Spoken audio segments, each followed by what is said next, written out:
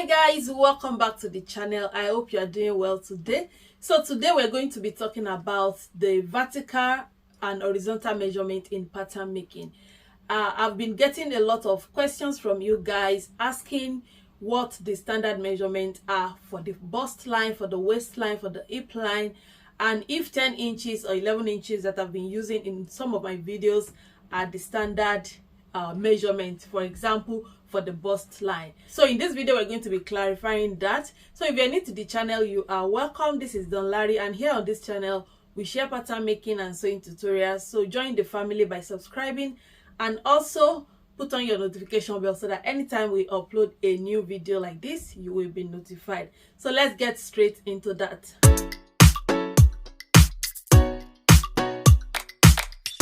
Okay guys, so to start with, what are the vertical measurements in pattern making? Vertical measurements in pattern making are basically those measurements that we usually take from our shoulder, from the tip of the shoulder down to the bust, down to the waist, down to the hip, down to the nail, down to the floor, or the distance between the bust and the waist, the distance between the waist and the hip, the distance between the high hip or the low hip. Those measurements that you will measure down from your shoulder like this, those are the vertical measurements. So, and when you are drafting your basic bodice pattern, you need those vertical measurements. And what are the vertical measurements that you will need when drafting your basic bodice pattern, or you are creating any design in pattern making? You're going to be needing your bust measurement. Those are the basic measurements. Now I'm talking about the basic measurement. We still have some supplementary measurement depending on the design that we are making. So the standard measurement for your basic bodice pattern, you're going to be taking those from the tip of your shoulder like this, then to your bust level or to your nipple. Let's just call it the nipple. So this, you can feel your nipple. So that nipple area is exactly where your bust level is. And then you're going to get your bust length. You're going to be taking your measurement from your shoulder tip down to that nipple, to that bust level. So the bust length measurement differs for everyone. Because I'm using 11 inches doesn't mean yours will be 11 inches. When you are drafting a pattern, you are drafting that pattern based on a particular measurement. So you should follow that measurement. So yours might be 10 inches, yours might be 10.5 inches, yours might be 11 inches, 12 inches, 13 inches. Some people, some bigger people, theirs can be up to 13 inches. So now to get your bust, so I've talked about the bust length. That is the distance from your shoulder through to your bust level.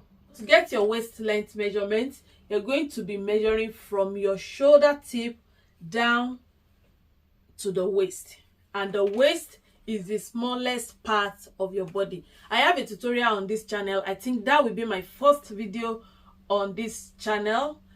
Even though I made the videos many years ago, it's still valid. You can still watch that video to know how to take accurate body measurement. So that is the waist. Then to get the hip, you're going to be measuring from your shoulder tip down to your hip level, the hip measurement.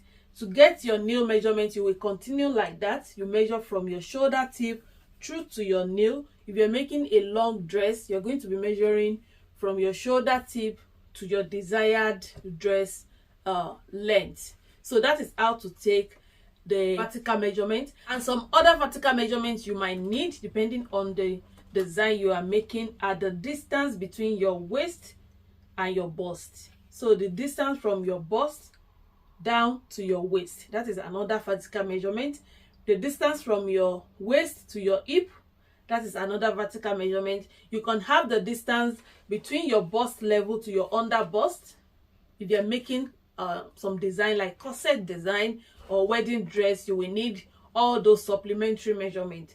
So the distance between your bust and your waist, the distance between your waist and your hip, You can have the measurement from your high hip, the distance between your high hip and your low hip, the distance between your waist and your tummy.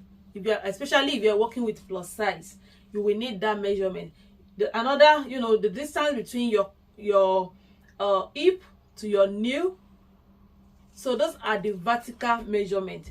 And then talking about the horizontal measurement, those are the measurement that you're going to be taking around your body like this. So those are the round measurements.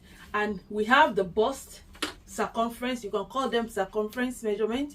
So we have the bust circumference measurement, we have the waist circumference measurement, we have the hip circumference measurement. So those are the horizontal measurement. You can have the high hip or the low hip circumference measurement. So this is our original hip for this dress form. And then we have the low hip, we can have the high hip, we can have the low waist. You know, those measurement that goes around the fullest part of your body or the tiniest part of your body are the horizontal measurement. So you can watch that video so that you will know how to take your body measurement accurately. So guys, I hope I have answered your questions in this video. If you have any further question, you can leave it down in the comment section. Don't forget to subscribe to this channel, share this video with your sewing friends that might find it helpful, and don't forget to follow me also on social media. And we have our online courses. I'll put the link down in the description box. Until I see you in another video, do have a wonderful day. Bye for now.